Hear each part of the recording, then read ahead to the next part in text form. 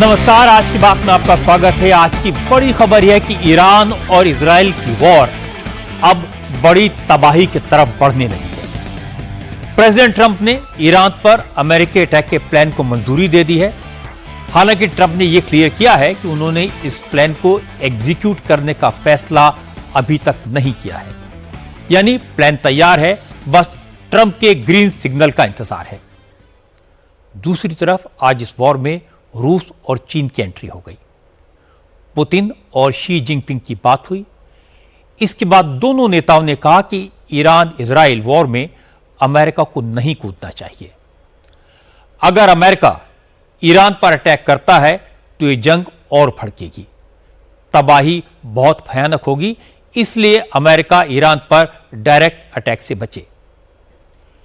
इसके जवाब में ट्रंप ने अपने अंदाज में कहा, पुतिन पहले अपने मसले तो सुलझा लें, फिर ईरान और इजराइल की चिंता करें। इस जंग की चपेट में दूसरे देश भी आ सकते हैं, लेकिन जंग के मैदान में न ईरान झुकने को तैयार है और न इजराइल पीछे हटने को तैयार है। ईरान ने आज इजराइल पर अब तक का सबसे बड़ा हमला किया। तेल अवीव और दूसरे शहरों के सिविलियंस एरियाज में मिसाइल्स दागी। जवाब में इजराइल ने भी ईरान के मिसाइल लॉन्च साइट्स को निशाना बनाया। इजराइल के प्राइम मिनिस्टर बेंजामिन नेतन्याहू ने कहा, ईरान की गुस्ताखी का जवाब ऐसा दिया जाएगा कि पूरी दुनिया देखेगी। खमेनेई के खात्मे तक जंग जारी रहेगी। मतलब यह कि ईरान इजराइल की जंग अब और भड़केगी और दुनिया भी दो खेमों में बढ़ती दिखाई दे रही है। अमेरिका और यूरोप इजराइल के साथ हैं, जबकि आज रूस और चीन ईरान के साथ खड़े दिखाई दिए। इन सारी बातों का क्या मतलब है? अगर अमेरिका ईरान पर हमला करता है तो क्या रूस और चीन ईरान का साथ देंगे? क्या अब ईरान इजराइल की जंग वर्ल्ड वॉर की शक्ल अख्तियार कर लेगी? इन सारी बातों पर चर्चा करेंगे, लेकिन पहले आपको यह दिखाता हूं कि आज ईरान ने इजराइल पर कैसे बड़ा हमला करके अमेरिका को चैलेंज दिया। इजराइल के हमलों से बुरी तरह तबाह हो चुके ईरान ने आज जंग के 7वें दिन इजराइल पर अब तक का सबसे बड़ा अटैक किया। इजराइल पर मिसाइल्स की बरसात कर दी।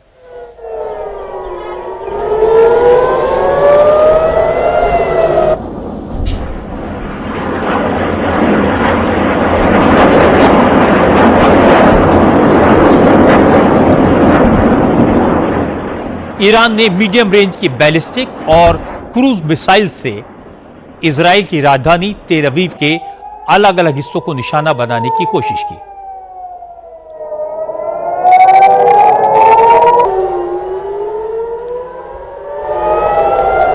ईरान की मिसाइल्स का निशाना इजराइल का पोर्ट सिटी हाइफा भी था। इसके अलावा ईरान ने यरूशलेम शहर के उस हिस्से पर भी मिसाइल्स और ड्रोन से अटैक किया जो इजराइल के कब्जे में है। ईरान ने आज पहली बार इजराइल पर अटैक में मीडियम रेंज की बैलिस्टिक की एक नई मिसाइल खुर्रम शहर का इस्तेमाल किया। इसके अलावा ईरान ने सेजिन मिसाइल से भी इजराइल के होलोन शहर को निशाना बनाया।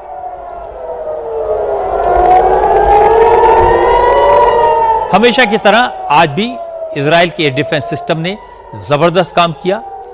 ईरान की ज्यादातर मिसाइल्स को आसमान में ही मार गिराया, लेकिन आज इजराइल की सेना ने यह बताया कि ईरान ने उसके ऊपर मल्टीपल वॉरहेड्स वाली मिसाइल से अटैक किया है, जिससे उसके डिफेंस के लिए चैलेंजेस बढ़ गए हैं।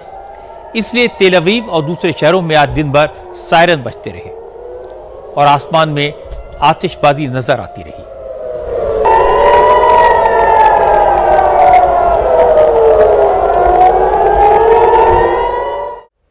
इजराइल की बमबारी की वजह से ईरान में 800 से ज्यादा लोग मारे गए हैं, 2000 से ज्यादा घायल हैं। ईरान की राजधानी तेहरान घोस्ट सिटी बन गई है। तेहरान की करीब 1 करोड़ की आबादी से ज्यादातर लोग ईरान के दूसरे शहरों में चले गए हैं। ईरान में पढ़ने वाले स्टूडेंट्स ने पड़ोस के यज़्द शहर का रुख किया है, जबकि बहुत से लोग कुम और इस्फहान शहर में चले गए हैं। तेहरान में इस वक्त बर्बादी का मंजर है। तेहरान शहर से दूसरे इलाकों को जाने वाली सड़कों पर गाड़ियों का हुजूम है। तेहरान छोड़कर यज़्द पहुंचे लोगों ने बताया कि ईरान में पेट्रोल डीजल की भी किल्लत होने लगी है और लोगों के लिए महफूज ठिकाने तलाशना मुश्किल होता जा रहा है।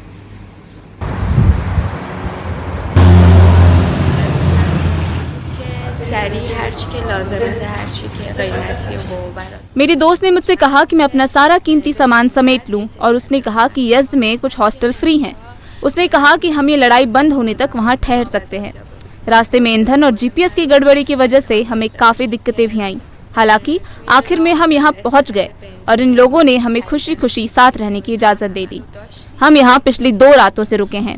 यज़्द दूसरे शहरों के मुकाबले ज्यादा सेफ है। चूंकि कुछ लोगों के ठहरने के लिए दिक्कत हो रही थी, इसलिए हमने तय किया कि हम उन लोगों की मदद करेंगे जिनको मुफ्त में रहने की जगह नहीं मिल पा रही है। इजराइल की बमबारी के बीच ईरान के विदेश मंत्री अब्बास अरागची यूरोपीय देशों से बातचीत के लिए जिनेवा जा रहे हैं, जहां वो फ्रांस, ब्रिटेन और जर्मनी के अधिकारियों के साथ बात करेंगे। फ्रांस के विदेश मंत्री ने कहा कि ईरान के अधिकारी अमेरिका से बात करने को तैयार हैं, लेकिन उनका कहना है कि पहले सीज फायर होना चाहिए। फ्रांस, ब्रिटेन और जर्मनी भी यही चाहते हैं। Dans les échanges que nous avons pu avoir avec les autorités iraniennes,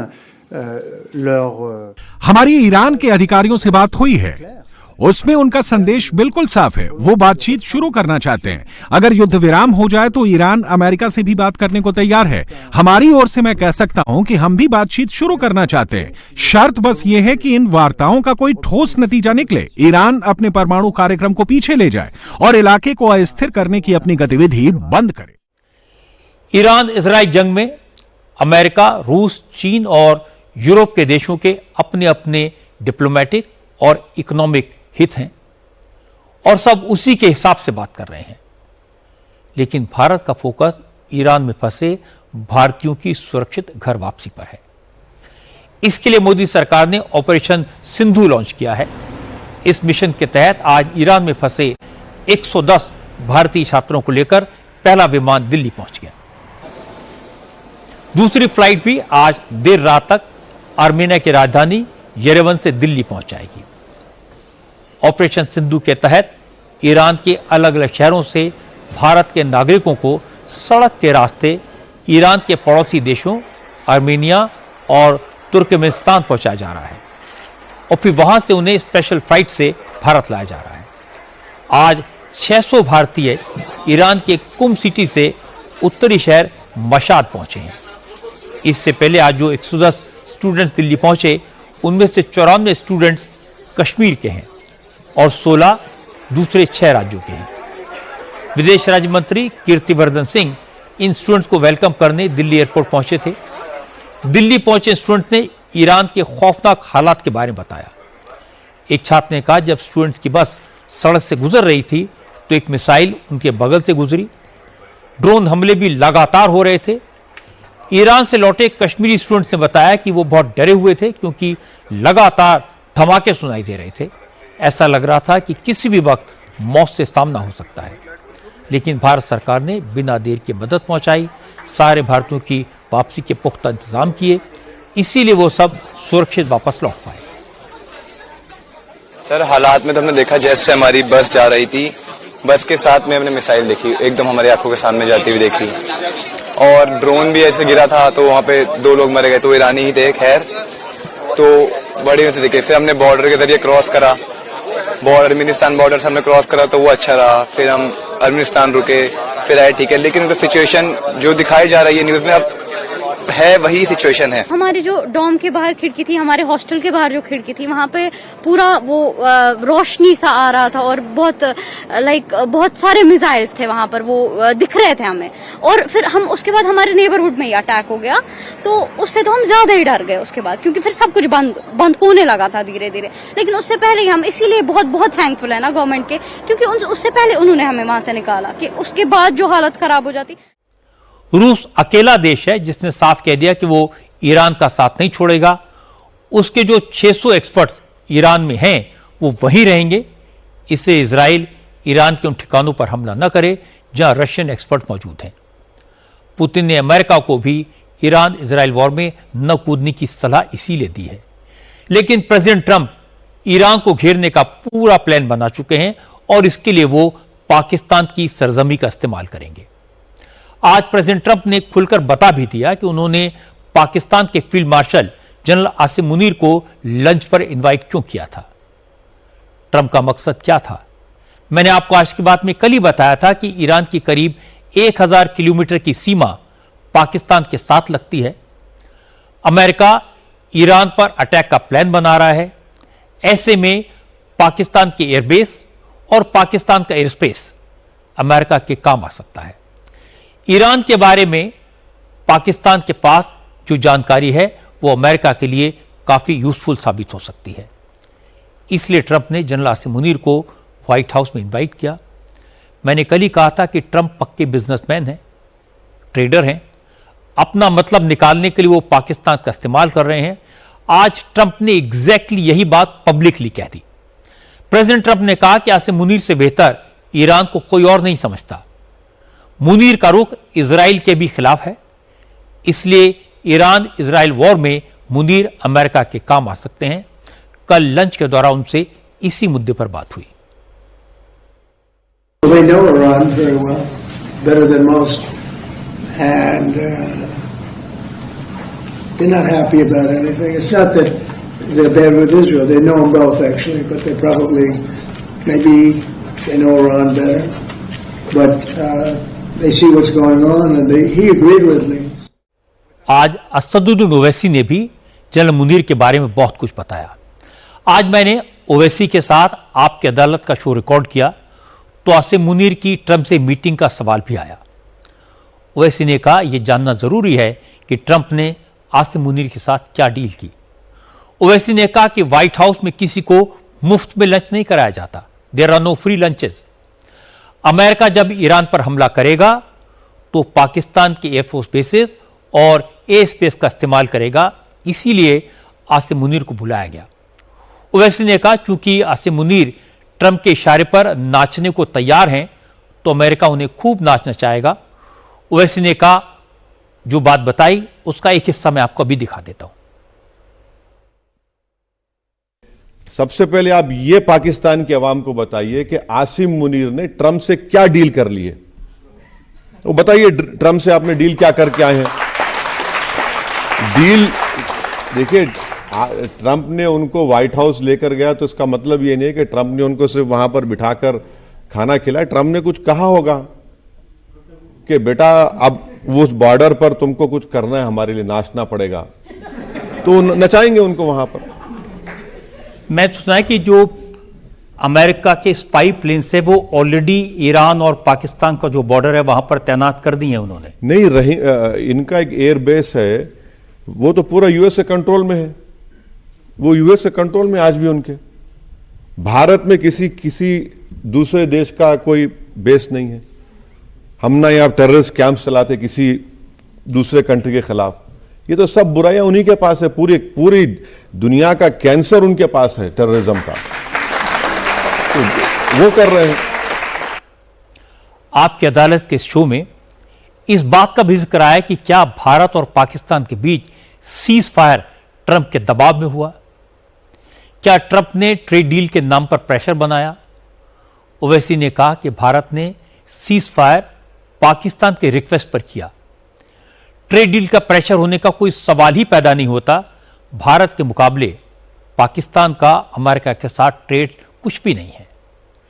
Owaisi ने ट्रंप को चैलेंज किया, अगर वो वाकई में युद्ध रुकवा सकते हैं तो फिर सबसे पहले फिलिस्तीन पर इजराइल की बमबारी को रुकवा कर दिखाएं, ईरान और इजराइल की वॉर रुकवा कर दिखाएं, यूक्रेन और रशिया की जंग बंद करवा कर दिखाएं। मीडिया में बहुत कहा जा रहा है कि डोनाल्ड ट्रंप ने 16 बार कह दिया कि मैंने हिंदुस्तान को डरा दिया, झुका दिया, मैंने ट्रेड डील की धमकी दी, इसलिए हिंदुस्तान ने वॉर रोक दी। नहीं, पहले तो डोनाल्ड ट्रंप को नॉलेज बराबर नहीं है। तो मैं इतने हफ्ते से बड़ा एहतियात से बोल रहा था, क्योंकि यूएस से हमारा एक स्ट्रेटेजिक रिलेशनशिप है मगर अगर वो बके जा रहे हैं तो प्राइम मिनिस्टर ने उनसे आधा घंटा फ़ोन पर बातचीत की, फॉरेन सेक्रेटरी का वीडियो आया, उसके बावजूद भी फिर वो कहते हैं कि मैंने रुका दिया ट्रेड। भाई पाकिस्तान का यूएस से ट्रेड $4 बिलियन का है, भारत से अमेरिका का ट्रेड $180 बिलियन का है। अब अगर बायलैटरल ट्रीटी होगी या बायलैटरल ट्रेड ट्रीटी होगी तो $500 बिलियन का टारगेट है। वो उनको $5 बिलियन चाहिए या उनको $500 बिलियन चाहिए? ये बात जरूर है कि लगता है कि कुछ क्रिप्टो का कनेक्शन है पाकिस्तान का उनके साथ, इसीलिए वो बके जा रहे हैं। मगर मेरा मानना यह है कि जब सेजेशन हुआ, माने जब फायरिंग रुक गई या जो भी रुक गई, तो मेरी शिकायत यह है कि हमारे देश के प्रधानमंत्री को या देश की सरकार को वो अनाउंसमेंट करना था, ना कि सारी दुनिया को मालूम हुआ ट्रंप से। तो सरकार हमारी है, देश हमारा है, हमको मालूम हो रहा है अमेरिका से कि मैंने करा दिया। आपने क्या करा दिया? अगर आप करा रहे हैं तो हम ट्रंप से कहेंगे कि फिर फलस्तीनियों पर जो हमला इजराइल करे रुकाइए ना, उसको दम है तो। अगर ओवैसी ने ट्रंप की हकीकत बता दी और आसिम मुनीर की भी बता दी, लेकिन कांग्रेस के नेता आसिम मुनीर और ट्रंप की मुलाकात को नरेंद्र मोदी सरकार की सबसे बड़ी डिप्लोमेटिक हार बता रहे हैं। इसीलिए कांग्रेस के नेताओं के बयान पाकिस्तानी मीडिया में छाए हुए हैं। आज दोपहर में 1 बजे वॉशिंगटन में अमेरिका के राष्ट्रपति डोनाल्ड ट्रंप पाकिस्तान के सेना अध्यक्ष आसिम मुनीर के लिए एक प्राइवेट लंच होस्ट कर रहे हैं। ये जो लंच है ये निजी लंच है, ये वॉशिंगटन के कैबिनेट रूम में किया जाएगा और प्रेस से कोसों दूर किया जाएगा। तो इस लंच की कितनी अहमियत है और कितनी आत्मीयता है उसका अंदाजा आप खुद लगा सकते हैं। इससे बड़ा हमारा फॉरेन पॉलिसी का, इससे बड़ा हमारा विदेश नीति का कोई मखौल उड़ना बाकी है क्या कि अमेरिका का राष्ट्रपति भारत के दुश्मन पाकिस्तान की सेना अध्यक्ष के साथ बैठकर लंच कर रहा है और हम चुप हैं। फील्ड मार्शल आसिम मुनीर को आज निमंत्रण मिला है व्हाइट हाउस में राष्ट्रपति ट्रंप के साथ भोजन करने के लिए। मैं समझता हूँ हमारे कूटनीति के लिए, हमारे प्रधानमंत्री के लिए एक बहुत बहुत बड़ा झटका है। जाहिर है पाकिस्तान के टीवी चैनल्स ऐसे बयानों को बढ़ा चढ़ा कर दिखाएंगे, खूब मजा ले रहे हैं, लेकिन कांग्रेस के नेताओं को इसकी फिक्र नहीं है। कांग्रेस नेताओं को अगर सच्चाई जाननी है तो उन्हें अपनी ही पार्टी के सांसद शशि थरूर से कुछ सीखना चाहिए। शशि थरूर उस ऑल पार्टी डेलीगेशन के चीफ थे जिसे सरकार ने पाकिस्तान की पोल खोलने के लिए अमेरिका भेजा था। शशि थरूर का कहना है कि पाकिस्तानी आर्मी चीफ को व्हाइट हाउस में लंच के लिए बुलाना उतनी बड़ी बात नहीं है जितना इसे पेश किया जा रहा है। शशि थरूर ने कहा उनके ऑल पार्टी डेलीगेशन ने वाइस प्रेसिडेंट जेडी वेंस से मुलाकात की थी। जेडी वेंस के साथ अपनी मीटिंग के दौरान उन्होंने ऑपरेशन सिंदूर को लेकर वही बातें कही थी जो प्राइम मिनिस्टर मोदी ने फोन कॉल में प्रेसिडेंट ट्रंप से कही, और जेडी वेंस भारत की बात से पूरी तरह सहमत थे। For us, for a parliamentary delegation to be received by the Vice President is itself a significant honor, because in some countries parliamentary delegations only are met by other parliamentarian members, or members in this case of the US Congress and Senate. We met them also, but we certainly had the privilege of seeing both the Vice President and the Deputy Secretary of State. And in both cases we gave exactly the message that you have heard the Prime Minister now giving to the President. So not only was this message already received from our delegation, but it was received and accepted. आज पटना में लालू प्रसाद यादव ने लंबे अरसे के बाद अपनी party के कार्यकर्ताओं को संबोधित किया। लालू ने पार्टी के नेताओं और कार्यकर्ताओं से कहा सबको कसम खानी चाहिए, आने वाले विधानसभा चुनाव में पार्टी की जीत के लिए जान लगा देंगे और तेजस्वी यादव को मुख्यमंत्री बनाएंगे। असल में आज पटना में आरजेडी की राज्य परिषद की मीटिंग हुई। इस मीटिंग में लालू यादव, राबड़ी देवी के साथ तेजस्वी यादव और मीसा भारती भी मौजूद थे। इस मीटिंग में जगदानंद सिंह की जगह मंगनी लाल मंडल को बिहार का अध्यक्ष बनाने का ऐलान किया गया और इसके बाद लालू ने कहा अब सबको चुनाव की तैयारी में जुटना चाहिए क्योंकि नीतीश को हटाना है और तेजस्वी को मुख्यमंत्री बनाना है। पिछड़े और सभी लोग एकजुट हैं और तो जनता का लाभ हम लोगों को उठाना है। नीतीश कुमार को हटाना है, अपनी सरकार बनाना है। तेजस्वी यादव को हर हालत में पार्टी के मुख्यमंत्री के रूप में बनाना है। लालू यादव लंबे बीमारी के बाद मुंह के सामने आए हैं। उनकी आवाज में पहली वाली खनक तो नहीं है, लेकिन बात में सब्सटेंस है। लालू ने कहा कि बीजेपी और जेडीयू के नेता परिवारवाद की बात करेंगे, लेकिन इसकी चिंता नहीं करनी है। तेजस्वी ने भी लालू की इसी बात को आगे बढ़ाया। तेजस्वी ने कहा, जो लोग आरजेडी को परिवारवाद की पार्टी बताते हैं, अब उन्हें ही जवाब देना होगा। तेजस्वी ने कहा, उनके पास एनडीए के उन नेताओं की पूरी लिस्ट है जिनके परिवार वालों को बड़े बड़े पदों पर बिठाया गया है, इसलिए पूरे बिहार में इस लिस्ट को दिखाया जाएगा और बीजेपी के नेताओं से जवाब मांगा जाएगा। गाली देते हैं हम लोगों को, इसको बना दिया। अरे हम लोग को चुन के आते, जनता जिस दिन हराएगी फिर भी हम लोग सेवा करना नहीं छोड़ेंगे, जनता के बीच रहेंगे। कितने लोग परिवारवादी, अब यहाँ मीडिया के लोग हैं, कल प्रधानमंत्री जी आएंगे, बोलेंगे जंगल राज, जंगल राज, परिवारवाद, परिवारवाद। प्रधानमंत्री जी जरा इन लोगों का भी नाम सुन लीजिए। मांझी जी है, मांझी जी का बेटा है, मांझी जी की संतान है, मांझी जी की बहू है,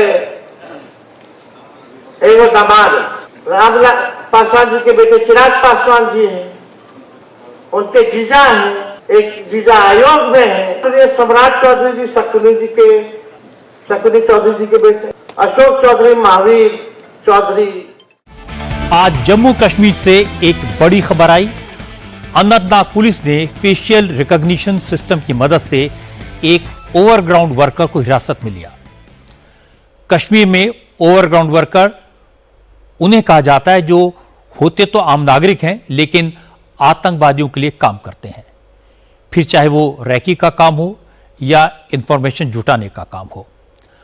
आज जिस ओवरग्राउंड वर्कर को डिटेन किया गया, उसका चेहरा लंगनबल नाके में लगे फेशियल रिकॉग्निशन सिस्टम ने पहचाना और सुरक्षा बलों को अलर्ट किया।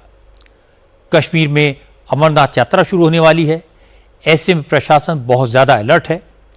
3 जुलाई को शुरू होने वाली अमरनाथ यात्रा के मद्देनजर फेशियल रिकॉग्निशन सिस्टम इंस्टॉल किए गए हैं।